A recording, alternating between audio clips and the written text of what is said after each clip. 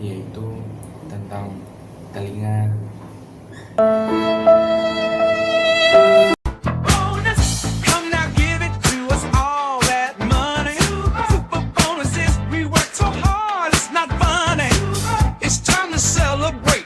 Let's have a ball. A few moments later.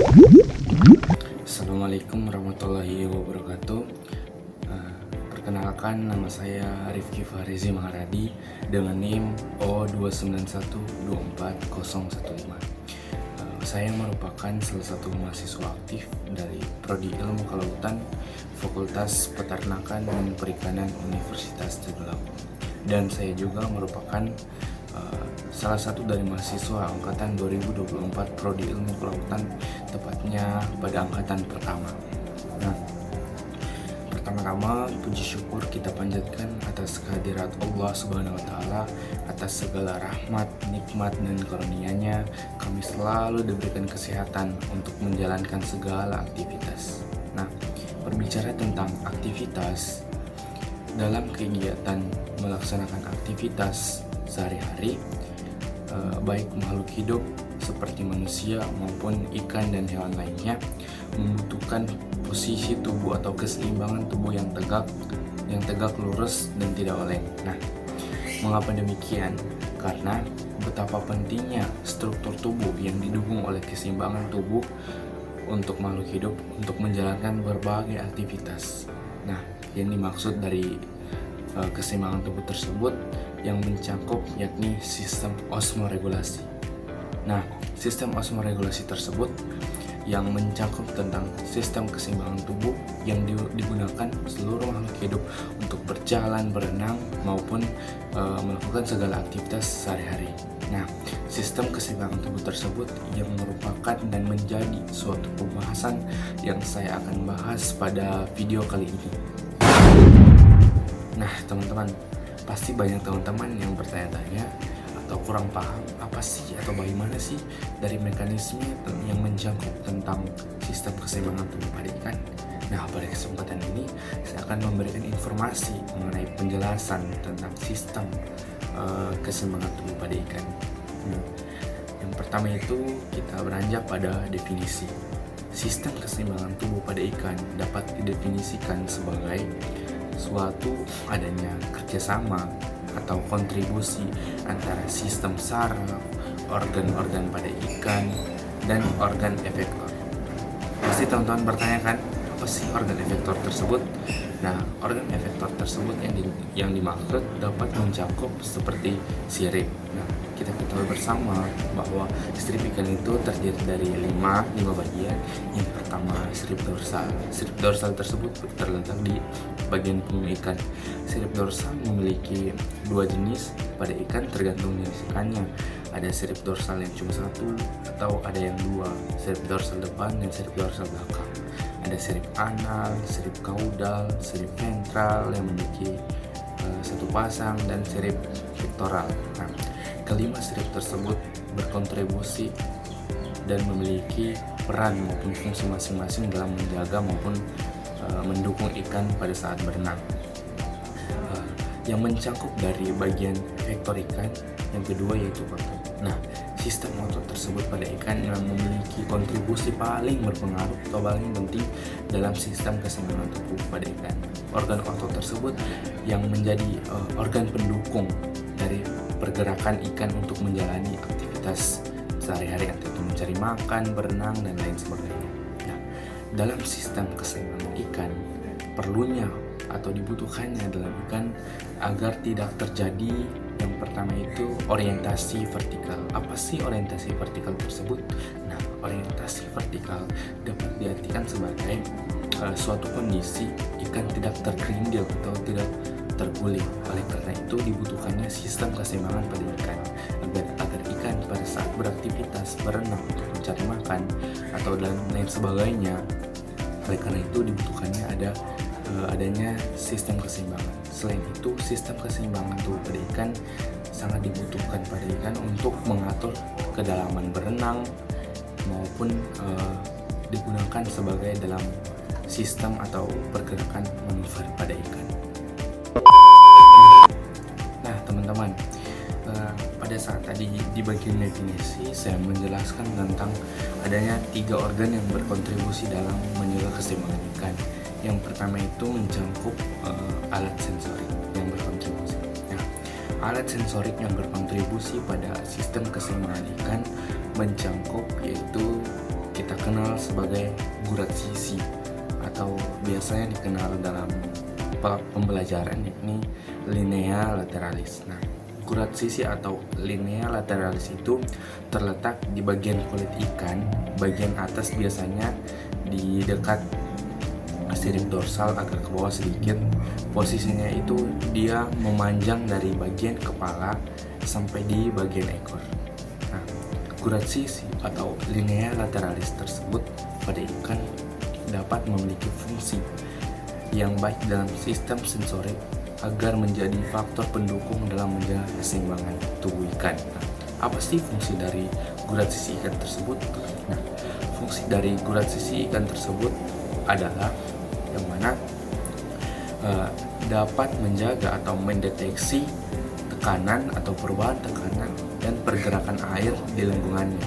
Nah, linea lateralis tersebut atau gurat sisi tersebut menjadi suatu peringatan atau peringatan dini pada ikan, yang mana dengan ada bantuan gurat sisi yang menjadi alat sensorik dapat membantu ikan memahami atau mengetahui pergerakan dari aktivitas lingkungannya, seperti adanya predator yang akan datang dari samping, dari kiri maupun dari belakang, maupun adanya dapat mendeteksi keberadaan mangsa di bagian lingkungan sekitarnya. Oleh karena itu, gurat sisi tersebut berfungsi sebagai organ pendukung dalam sistem keseimbangan tubuh ikan untuk menjalani aktivitas maupun kegiatan yang dilakukan oleh ikan pada saat berenang, mencari mangsa, menghindar atau mengetahui serta mendeteksi adanya keberadaan suatu predator yang akan menghampiri. Nah, teman-teman, selain dari linea lateralis atau gurat sisi memiliki fungsi, di sisi lain gurat sisi tersebut faktanya memiliki struktur. Nah, struktur dari gurat sisi tersebut berupa adanya saluran-saluran kecil yang terdapat di bawah kulit ikan yang berisi sel-sel sensorik, yang mana sel-sel sensorik tersebut dapat disebut dengan kata lain yaitu neuromas. Nah, seluruh pergerakan ikan atau perubahan tekanan air yang diberikan sebagai sensorik dapat ditandai dengan adanya bulu-bulu atau rambut-rambut halus pada neuromas itu akan bergerak. Oleh karena itu, seluruh respon ikan akan diberikan sinyal dari sistem saraf ikan menuju ke otak yang akan menimbulkan suatu respon pergerakan adanya predator, mangsa maupun gangguan luar lainnya. Nah, teman-teman, organ yang selanjutnya yang berkontribusi dalam sistem keseimbangan tubuh ikan yaitu sistem saraf. Sistem saraf yang dimaksud dapat mencakup seperti organ keseimbangan telinga bagian dalam pada ikan. Nah, sama halnya dengan vertebrata lain, ikan juga faktanya memiliki organ bagian dalam atau organ telinga bagian dalam, yang mana selain mendengar, ikan juga dapat menjaga keseimbangan dengan adanya kontribusi maupun bantuan dari organ telinga bagian dalam. Di sisi lain, fungsi dari organ telinga bagian dalam selain untuk mendengar, yaitu menjaga keseimbangan kan. Nah, dalam penjagaan keseimbangan, organ telinga bagian dalam tersebut memiliki fungsi yang sangat krusial, yakni untuk mengontrol atau mendeteksi perubahan linear. Nah, pasti teman-teman bertanya juga kan, apa perubahan linear yang dimaksud? Nah, perubahan linear merupakan suatu kondisi di mana adanya perubahan laju kecepatan dari suatu objek atau objeknya maksudnya itu ikan. Adanya perubahan laju dari ikan pada saat berenang untuk berenang atau bergerak pada kondisi dalam keadaan lurus atau tegak lurus sampai ke muka. Nah, oleh karena itu adanya pendeteksi linear tersebut agar mengatasi terjadinya orientasi vertikal. Nah, orientasi vertikal yang sudah saya jelaskan pada awal, yang dimaksud orientasi vertikal di mana kondisi atau keadaan ikan tersebut pada saat berenang itu tidak terguling atau tidak tergeringgir. Oleh karena itu, dibutuhkannya peran dari organ bagian dalam ikan, organ telinga bagian dalam ikan agar menjaga keseimbangan tubuh ikan. Nah, teman-teman, selain telinga bagian dalam untuk menjaga keseimbangan ikan memiliki fungsi, di sisi lain yang menarik yakni bahwa ikan tersebut, telinga dalam ikan tersebut memiliki struktur yang sangat menarik. Apa sih struktur dari telinga bagian dalam ikan? Nah, strukturnya itu sangat unik, yakni memiliki 3 saluran yang berbentuk setengah lingkaran dan juga memiliki kantung-kantung kecil, yang mana kantung-kantung kecil tersebut berisi struktur batu kapur kecil atau yang disebut dengan otolit. Nah, pada saat ikan berenang atau bergerak atau dalam keadaan ikan posisi tubuhnya miring, nah otolit tersebut akan bergeser karena adanya gravitasi. Nah, sinyal dari otolit akan memberitahu otak bahwa posisi kepala ikan relatif pada gravitasi. Nah, oleh karena itu struktur telinga bagian dalam ikan tersebut menjadi suatu komponen atau kondimen pendukung utama untuk menjaga keseimbangan ikan pada saat berenang. Nah, selanjutnya organ yang berkontribusi atau berperan penting untuk menjaga keseimbangan ikan pada saat berenang yakni yaitu organ pengatur daya apung yang mencakup yaitu gelembung renang. Pasti teman-teman bertanya juga kan, apa sih mekanisme, fungsi maupun definisi dari gelembung renang tersebut? Nah, gelembung renang merupakan suatu kantong berwarna putih yang mana kantong tersebut berisi gas di bagian dorsal ikan yang mana berfungsi untuk mengatur daya apung. Nah, selain itu kantong gelembung renang tersebut tidak semua jenis ikan memiliki organ tersebut, di mana mekanisme dan fungsi dari gelembung renang yakni yang paling utama atau paling krusial yakni mengatur tentang daya apung atau daya tenggelam pada ikan. Nah, pada saat ikan naik, gelembung renang yang berisi gas akan diisi sehingga dia semakin membesar dan ikan tersebut akan mengapung. Nah, pada saat ikan turun di bawah kolom perairan, gelembung renang itu akan mengecil atau menipis akibat tekanan dari massa jenis air. Oleh karena itu, gelembung renang sangat berfungsi dalam menjaga keseimbangan ikan secara vertikal untuk melakukan aktivitas maupun berenang untuk mencari mangsa atau makanan maupun berlindung dari serangan predator. A few moments later. Nah, teman-teman, kita sudah di bagian organ terakhir, yang mana organ terakhir tersebut berfungsi juga sebagai menjaga keseimbangan tubuh ikan pada saat beraktivitas.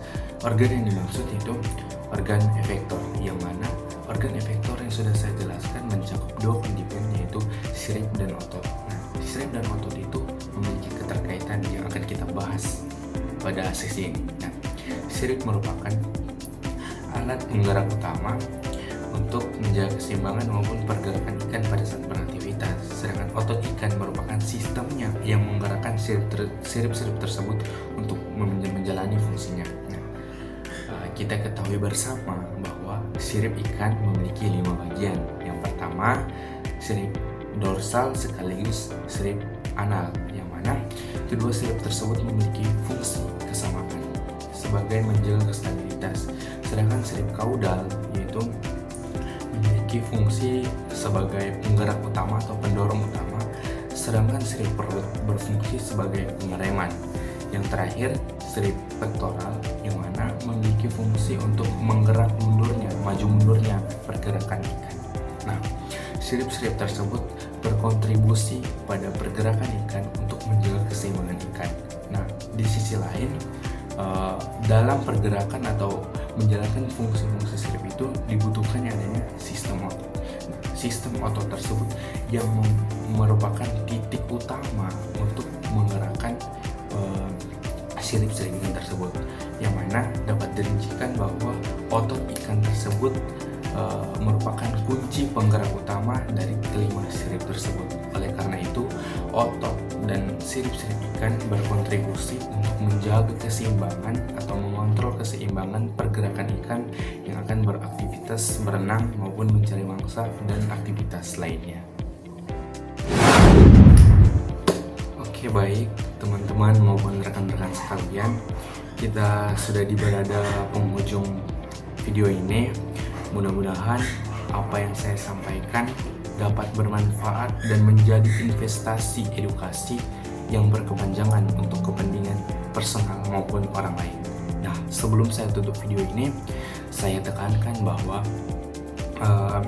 dalam menjaga sistem keseimbangan tubuh ikan, semua organ-organ mulai dari sistem saraf, sistem efektor atau organ efektor maupun sistem sensorik itu berkontribusi atau bekerja sama dalam upaya untuk menjaga keseimbangan ikan atau mengontrol keseimbangan ikan agar ikan tersebut tetap beraktivitas seperti ikan-ikan pada umumnya, tetap bergerak lurus atau bergerak secara normal dalam upaya mencari mangsa, menghindar dari predator maupun aktivitas lainnya. Nah, saya Rifki Fahrizi Maharadi, mohon maaf jika ada salah kata dalam penyampaian informasi atau dalam penyampaian informasi tersebut tidak jelas. Saya mohon maaf. Sekian, wabillahi taufiq wal hidayah. Wassalamualaikum warahmatullahi wabarakatuh.